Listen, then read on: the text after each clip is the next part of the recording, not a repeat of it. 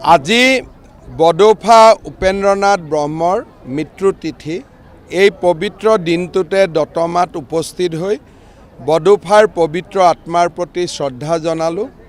সমান্তৰালভাৱে দতমাত UPPL দলৰ আৰু BJP দলৰ নিৰ্বাচনী প্ৰচাৰ অভিযানত অংশগ্ৰহণ কৰিলোঁ।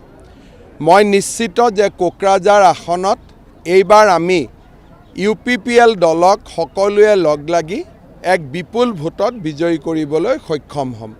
মই পুনৰবাৰ কোকৰাঝাৰ সংসদীয় সমষ্টিৰ ৰাইজক UPPL দলৰ প্ৰাৰ্থী জয়ন্ত বসুমতাৰীক ট্ৰেক্টৰৰ চিনত ভোট দিবলৈ অনুৰোধ জনাইছোঁ।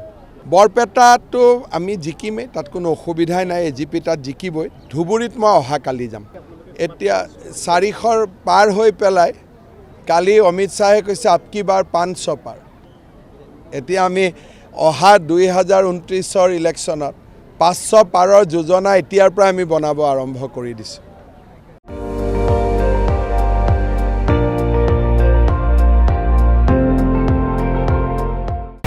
আপুনি চাই আছে ND24, সৰ্বশ্ৰেষ্ঠ নহয় সৰ্বোত্তমৰ দৌৰত।